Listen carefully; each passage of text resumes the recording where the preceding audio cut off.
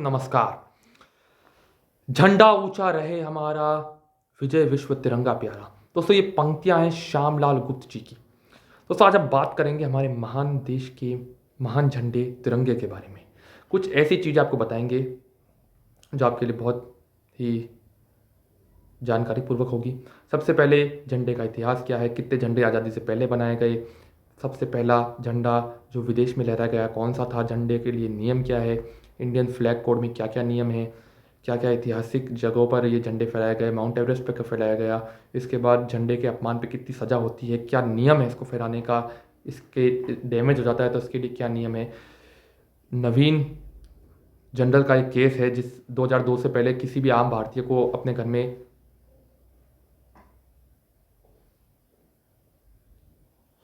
झंडा फहराने की इजाज़त नहीं थी, लेकिन उसके बाद कैसे इजाज़त मिली सब आपको बताएंगे। शुरू करते हैं ये वीडियो, पूरा वीडियो देखिएगा, शानदार वीडियो है। तो सबसे पहले तो हम आपको बताते हैं कैसे ये झंडा अडॉप्ट हुआ। देखिए 1947 में राजेंद्र प्रसाद जी ने कमेटी बनाई थी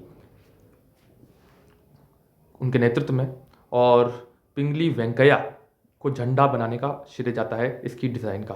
पिंगली वेंकैया 22 जुलाई 1947 को औपचारिक रूप से हमारे देश ने इस झंडे को यानी कि तिरंगे को अडॉप्ट कर लिया था, जो कि केसरिया, सफ़ेद, हरा रंग और बीच में अशोक चक्र लगता है। दोस्तों अब आप बताते हैं कि इन कलर्स की क्या सिंबलाइज है। देखिए सबसे पहले तो आपको बताता हूँ लाल रंग के बारे में, जो कि केसरिया भी लोग इसे कहते हैं। दोस्तों ये जो लाल रंग है ये बताता है बलिदान जो स्वतंत्रता के लिए हमने किया। इसके बाद सफ़ेद रंग शांति का प्रतीक है, हरा रंग हरियाली का और जीवन में समृद्धि का प्रतीक है। इसके अलावा जो अशोक चक्र है, जो अशोक स्तंभ से लिया गया है सारनाथ के, उसके बारे में आपको बताऊं तो इसमें 24 स्ट्रिप्स है और ब्लू कलर का ये है।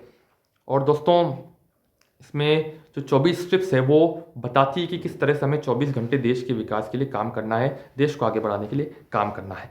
दोस्तों अब आपको झंडे के बारे में कुछ बेसिक इंफॉर्मेशन मैं बताना चाहता हूँ। देखिए झंडा आप कभी भी रात में नहीं फहरा सकते थे 1-2 साल पहले तक, लेकिन अब इस नियम में बदलाव हुआ है। सूर्य अस्त के बाद भी आप अब झंडा फहरा सकते हैं। पहले सिर्फ सुबह से लेकर शाम तक ही फहराने की इजाज़त थी, सूर्य उदय से लेकर सूर्य अस्त तक, लेकिन अब आप रात में भी अपना झंडा फहरा सकते हैं। जो हर घर तिरंगा कैंपेन चलाया गया था मोदी जी द्वारा, उसमें ये बदलाव हुआ था।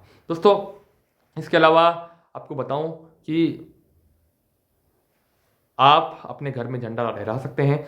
झंडे को किसी भी तरह से आप पानी पे टच होने से बचाइएगा। पानी पर या फिर ज़मीन पर झंडा टच नहीं होना चाहिए, ये झंडे का अपमान होता है, झंडे की डिसरिस्पेक्ट होती है नियमों के अनुसार। दोस्तों इसके अलावा आपको बताऊं कि झंडा जो तिरंगा है हमारा, वो हमेशा सीधा रहना चाहिए, किसी के लिए भी झुकना नहीं चाहिए, चाहे वो कितना भी बड़ा वीवीआईपी हो।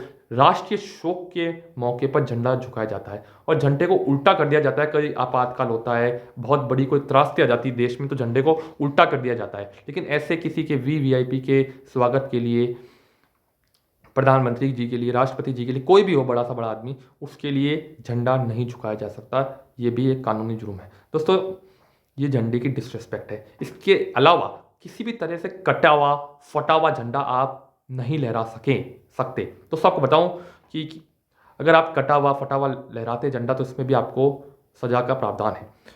अगर किसी तरह से झंडा डैमेज हो गया है तो आपको उसको बहुत ही अच्छी तरीके से, बहुत ही एक कहें कि एक रेस्पेक्टफुल मैनर में इसको डिस्ट्रॉय करना होगा। इसके भी नियम है।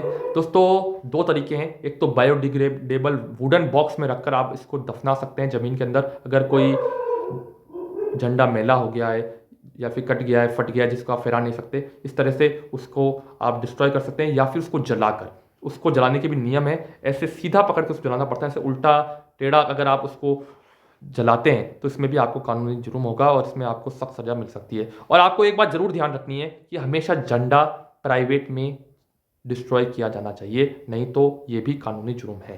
दोस्तों आपको और बताऊं तो जो कलर्स के ऑर्डर्स हैं झंडे के, जो तिरंगे का ऑर्डर है, वो हमेशा एक ही तरीके से रहना चाहिए, जैसे कि लाल, हरा और पीला, ये ऐसे ऐसे नहीं होना चाहिए। लाल रंग ऊपर होना चाहिए, फिर सफ़ेद और फिर हरा रंग, और बीच में अशोक स्तंभ जो अशोक चक्र है। ये ऑर्डर है। अगर आप इसको उल्टा ले जाते हैं तो उसमें भी आपको सजा का सामना करना पड़ सकता है दोस्तों। इसके अलावा आपको बताऊं कि नवीन जनरल का केस क्या था। इस केस के बारे में आप जरूर जानिए दोस्तों। ये केस बहुत ऐतिहासिक केस था हमारे देश का। 1990 में नवीन जनरल नाम के व्यक्ति जो कि अमेरिका रहते थे, वो यहाँ आए। उन्होंने अमेरिका में देखा था कि झंडे लहरा सकते हैं लोग अपने घरों में, तो यहाँ आके उन्होंने अपनी फैक्ट्री पे झंडा लहराया। उन्हें पुलिस ने पकड़ लिया, कहा ये ऑर्डर के खिलाफ है। कलेक्टर ने उनको जेल भेज दिया। उन्होंने केस कर दिया सुप्रीम कोर्ट के अंदर। इसके बाद 2002 में ऐतिहासिक फैसला आया जिसमें ये सुप्रीम कोर्ट ने झंडा फहराने को एक मूल अधिकार माना देश के नागरिकों का। और 2002 से पहले आप हैरान होंगे कि आप अपने घर में झंडा नहीं फहरा सकते थे। वीवीआईपी के घरों, प्रधानमंत्री, राष्ट्रपति के आवासों के बाहर झंडा हो सकता था, लेकिन अब के सामान्य लोगों के घरों के बाहर झंडा नहीं हो सकता था 2002 से पहले। लेकिन 2002 के बाद अगर आप अब झंडा फहराना चाहते हैं अपने घर के बाहर तो आप पूरी तरह से स्वतंत्र हैं दोस्तों। इसके अलावा अगर आप किसी आंदोलन में जाएंगे, आप नोटिस करेंगे जो कि झंडा है वो हमेशा ऊपर से राइट हैंड से पकड़ा जाता है, यानी कि ऊपर राइट हैंड और नीचे लेफ्ट हैंड, इस तरह से। आप लेफ्ट हैंड ऊपर रख के राइट हैंड नीचे नहीं रख सकते। ये भी झंडे का एक डिसरेस्पेक्ट होता है, इसमें भी कानूनी जुर्म होता है दोस्तों। इसके अलावा किसी भी सामान्य व्यक्ति का जो अंतिम संस्कार होता है उसमें आप झंडे को लपेट कर नहीं ले जा सकते, ये भी एक कानूनी जुर्म है। इसके अलावा आप बैग के नीचे झंडे की पोशाक, जैसे कि झंडे की जीन्स, झंडे की पैंट, झंडे का कुर्ता, सलवार कुर्ता, ये सब नहीं पहन सकते, ये भी जुर्म है। झंडे को किसी तरह के रुमाल, किसी तरह से आप अंडरगारमेंट्स, किसी तरह के नैपकिन के रूप में यूज़ नहीं कर सकते, ये भी एक कानूनी जुर्म है। और आपको एक बात और बता दूं, किसी भी देश का झंडा भारत में उस तिरंगे से ऊपर नहीं आ सकता। किसी भी धार्मिक झंडे को, किसी भी कास्ट के झंडे को आप तिरंगे से ऊपर नहीं लहरा सकते। जब एक पोल पे तिरंगा लहरा रहा है उसके पास तक 500-600 मीटर तक कोई दूसरा झंडा नहीं लहरा सकता उसके ऊपर, ये भी एक नियम है दोस्तों। इसके अलावा दोस्तों झंडा फट जाता है, कट जाता है, मैला हो जाता है तो आप उसे हटा सकते हैं। ये अगर आप लगाते हैं तो आपको इसमें भी कानूनी जुर्माना आपको देना पड़ेगा और 3 साल तक की जेल का भी प्रावधान है। इसके अलावा दोस्तों झंडे को आप पब्लिक प्लेस पे गाली देते हैं, झंडे के बारे में अनाप शनाप बात करते हैं, या यूं कहें कि झंडे का डिसरेस्पेक्ट करते हैं इंटेंशनली, तो उसमें भी आपको कानूनी रूप से जुर्माना देना पड़ेगा। जेल तक भी आपको जाना पड़ सकता है अगर आप इस तरह की कोई हरकत करते हैं तो। दोस्तों अब आपको बताते हैं झंडे का इतिहास। दोस्तों पिंगली वेंकैया, जैसा कि मैंने आपको शुरू में बताया इस वीडियो के, उनके बारे में आपको बताऊं तो पिंगली वेंकैया का बहुत डिसरेस्पेक्ट हुआ। उनके बेटे बीमार हो गए, उनका इलाज नहीं कराया गया। 1963 में उनकी मृत्यु हो गई, 1963 में पिंगली वेंकैया की, 15 साल बाद झंडा अडॉप्ट करने के बाद। और उस समय तक उनके पास 1 रुपया भी नहीं था खुद का। तो उनका बहुत ही अच्छे से, या तो ये कहें कि रिस्पेक्ट नहीं किया गया या डिसरिस्पेक्ट किया गया, आप दोनों तरह से इस बात को देख सकते हैं। तो पिंगली वेंकैया के बारे में मैंने आपको बताया। अब आपको दोस्तों बताते हैं कि इसका हिस्ट्री क्या है। देखिए दोस्तों, सबसे पहला जो झंडा है हमारे देश का वो ये था। आप इसको जरा गौर से देख सकते हैं। भिगरी निवेदत्ता, इन्होंने ये झंडा बनाया था, जो कि रविंद्रनाथ टैगोर की एक स्टूडेंट थी, आयरिश स्टूडेंट थी। इन्होंने ये झंडा बनाया था। दोस्तों इसके अंदर लाल और पीला रंग है। आपको साफ दिख रहा है या नहीं दिख रहा है ये मुझे पता नहीं, लेकिन आप इसको देख सकते हैं, लाल या पीला रंग। लाल रंग दोस्तों स्वतंत्रता का और पीला रंग जीत का इसमें प्रतीक है। इसके अलावा बीच में वंदे मातरम बंगाली में लिखा गया है। इसके अलावा दोस्तों इंद्र का वज्र और कमल का फूल भी इसके अंदर है दोस्तों। इसके अलावा हमारे देश का दूसरा झंडा जो आप कह सकते हैं वो ये था दोस्तों, ये आप देख सकते हैं। ये जो झंडा था वो सचिंद्र कुमार बोस और सुकुमार मित्रा ने बनाया था। 7 अगस्त 1906 को इसे लहराया गया था। और इसमें भी 3 कलर है जिसमें कि हरा, पीला और नारंगी कलर है। तो उसके बाद तीसरा जो झंडा था वो था 1907 का। ये बहुत ही ऐतिहासिक है दोस्तों, ये जो झंडा है आप देख सकते हैं, क्योंकि भीकाजी कांबा जो कि देश की स्वतंत्रता सेनानी थी, महान स्वतंत्रता सेनानी थी, उन्होंने ये झंडा पहली बार विदेश में फहराया था। यानी कि पहला भारतीय झंडा जो विदेश में फहराया गया था वो ये था, गुलाम हिंदुस्तान का। जर्मनी में ये झंडा फहराया गया था दोस्तों। भीकाजी कांबा, वीर सावरकर और इसके साथ ही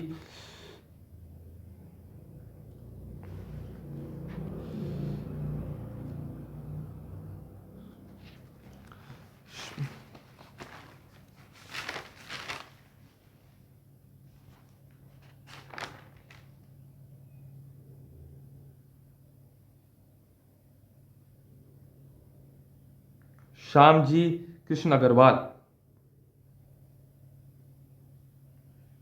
इन्होंने ये झंडा बनाया था, इसमें अहम भूमिका निभाई थी।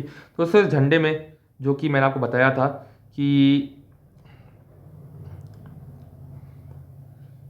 हरे रंग के स्ट्रिप्स और फिर नीचे लाल रंग है। तो इसके बाद चौथा झंडा जो हमारे देश का था वो था 1917 का झंडा।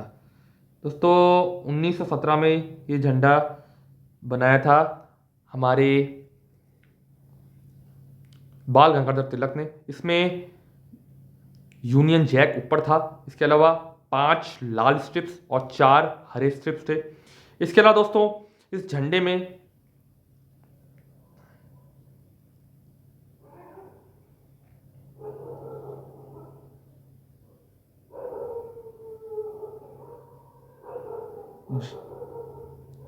ये सब था दोस्तों। इसके अलावा आपको बताऊं तो 1921 में महात्मा गांधी के कहने पर एक और झंडा बनाया गया, जिसको आपको मैं बताना चाहता हूं दोस्तों। 1921 में ये झंडा था हमारे देश का। यूनियन जैक तो 1917 वाले झंडे में था। ये झंडा भी एक अलग खासियत रखता है, क्योंकि इस झंडे को कांग्रेस ने बहुत प्रयोग किया आज़ादी से पहले। इस झंडे में दोस्तों 3 रंग थे, बीच में अशोक स्तंभ जो कि सबकी एकजुटता का एक साइन था। इसमें सफ़ेद रंग शांति का, हरा रंग मुसलमानों का और लाल रंग हिंदू और सिख समुदाय का प्रतिनिधित्व करता था। दोस्तों इसके अलावा आखिरी झंडा जो कि हमारे देश का था आज़ादी से पहले का, 1931 में पिंगली वेंकैया ने ही ये झंडा बनाया था। आप इसको देख सकते हैं, इसमें बीच में थोड़ा सा ये डिफरेंस है 1921 वाले से, आप ये झंडा देख सकते हैं। दोस्तों ये थे हमारे देश के 5-6 झंडे जो आज़ादी से पहले से हमने बना रखे हैं। दोस्तों अब आपको बताऊं 3:2 लंबाई और ऊंचाई होनी चाहिए एक झंडे की हमारे देश की फ्लैग कोड ऑफ इंडिया के हिसाब से। और ये जो है दोस्तों, ये आप देखिए साइज़ है, इस हिसाब से झंडा होना चाहिए। कार में लहराते हुए अलग साइज़ होना चाहिए, एरोप्लेन में लहराना है तो अलग होना चाहिए, और इतनी लंबाई पे झंडा लगा होना चाहिए जो नियम कहते हैं उसके अनुसार। दोस्तों इसके अलावा आपको कुछ और इम्पोर्टेंट और अच्छे फैक्ट्स इस झंडे के बारे में बताऊं।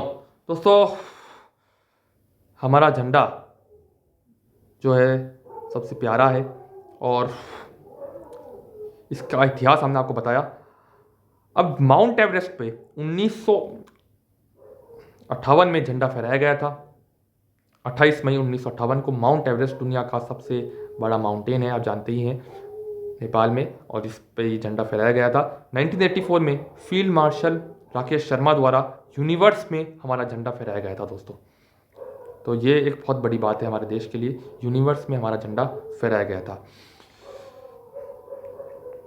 दोस्तों फ्लैग कोड ऑफ इंडिया के हिसाब से अगर आप झंडे का डिसरेस्पेक्ट करते हैं तो आपको सख्त सज़ा मिल सकती है, 3 साल तक की जेल मिल सकती है। अगर आप इंटेंशनली फ्लैग को पब्लिक प्लेस में गाली देते हैं, ह्यूमिलेट करते हैं, इंटेंशनली उसको डैमेज करते हैं, या फिर उसको डिस्ट्रॉय भी अगर आप कर देते हैं पब्लिक प्लेस में। मैंने आपको बताया 2 तरीके उसको डिस्ट्रॉय करने के। अगर आप पब्लिक प्लेस में उसका डिसरेस्पेक्ट करते हैं या डिस्ट्रॉय करते हैं तो आपको सख्त से सख्त सज़ा की मिलेगी। तो उसके अलावा हमारे देश का झंडा किन कलर्स का प्रतिनिधित्व करता है, अशोक चक्र का क्या इसमें सिंबलाइज है, ये भी मैंने आपको बताया। इसकी हिस्ट्री आपको बताई कि किस तरह से आज़ादी से पहले के 5-6 झंडे थे।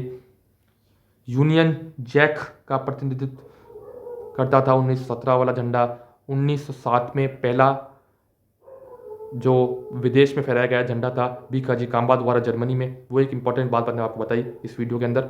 और दोस्तों, झंडे में को कभी भी पानी से या फिर ज़मीन से टच होने से आप बचाइएगा, क्योंकि अगर ऐसा भी है तो भी ये कानूनी तरीके से जुर्म है। दोस्तों, दोनों साइड्स जो है झंडे की विजिबल होनी चाहिए, ये भी एक कानून कहता है। अगर दूसरी साइड विजिबल नहीं है, एक साइड ही विजिबल है, तो भी इसमें आपको सज़ा मिल सकती है। और झंडा हमेशा फहराता रहना चाहिए, कभी भी रुकना नहीं चाहिए, ये भी एक नियम है बहुत important flag code of India का। दोस्तों, फ्लैग कोड ऑफ इंडिया की बात करो तो 1950 में ये लाया गया। इसमें flag code of India, flag के बारे में किस तरह से रिस्पेक्ट होती है, उसके पे क्या कानून है, किस तरह से इसका ध्यान रखा जाए, उसके बारे में बताया गया है। दोस्तों, 1950 1971 में इसमें संशोधन किया गया। 2002 में तो मुख्य संशोधन इसमें किया ही गया, जब आम नागरिकों के लिए भी ये झंडा फहराया जा सकता था, मतलब सब इसको फहरा सकते थे। दोस्तों, इसके अलावा जो राष्ट्रीय शोक होता है उसमें झंडा झुकता है, आधा झुकता है, कभी भी पूरा झंडा नहीं झुकता, चाहे कितना भी बड़ा राष्ट्रीय शोक भी हो, आधा झंडा झुकता है। लेकिन किसी भी वीवीआईपी के लिए ये झंडा नहीं झुकेगा, ये आपको मैंने बताया। इंटेंशनली कोई भी झंडा नहीं झुका सकता, नहीं तो कानूनी अपराध के श्रेणी में वो आएगा। सूर्योदय से लेकर सूर्यास्त तक ही 2022-2021 से पहले इजाज़त थी आपको झंडा फहराने की, लेकिन अब आप रात में भी झंडा फहरा सकते हैं। अब आप रात में भी झंडा फहरा सकते हैं, ये भी ध्यान रखने वाली बात है। आपको किन बातों का ध्यान रखना है ये मैंने आपको बताया। और झंडा मैला भी हो जाए, थोड़ा सा गंदा भी हो जाए, उसको भी आप नहीं फहरा सकते। झंडे पे अगर कुछ लिखा हुआ है, जैसे कि कुछ शायरी, कुछ गाने, तो वो भी गैर कानूनी है। कुछ भी लिखा नहीं होना चाहिए, एकदम प्लेन झंडा होना चाहिए हमारे देश का, जैसा कि फ्लैग कोड ऑफ इंडिया के नियम कहते हैं दोस्तों। इसके अलावा अगर आपको डिस्ट्रॉय करना है तो किस तरह से डिस्ट्रॉय करना है, दो तरीके से डिस्ट्रॉय कर सकते हैं, जैसा कि मैंने आपको इस वीडियो में बताया। एक तो जलाने का भी सही तरीका है, उसको फोल्ड करके जलाने का। अगर आप ऐसे वैसे जलाकर उसका डिसरिस्पेक्ट करते हैं तो वो भी एक डिसरिस्पेक्ट की श्रेणी में आता है, उसकी सज़ा बहुत खतरनाक है, 3 साल तक की जेल हो सकती है आपको, जैसा कि मैंने आपको बताया। और दोस्तों, बायोडिग्रेडेबल बॉक्स में रखकर आप इसको बर्न कर सकते हैं झंडे को, ये भी मैंने आपको बताया। तो दोस्तों, उम्मीद करता हूँ आपको ये वीडियो पसंद आया होगा। झंडे के बारे में, भारतीय तिरंगे के बारे में, पिंगली वेंकैया की कहानी सुनाई है मैंने आपको, भीखाजी कांबा के बारे में बताया, और नवीन जनरल का जो ऐतिहासिक हिस्टोरिकल केस था उसके बारे में आपको बताया 2002 में। तो बहुत बहुत धन्यवाद इस वीडियो को देखने के लिए। चर्चा देश का चैनल सब्सक्राइब कीजिए। जय हिंद, जय भारत।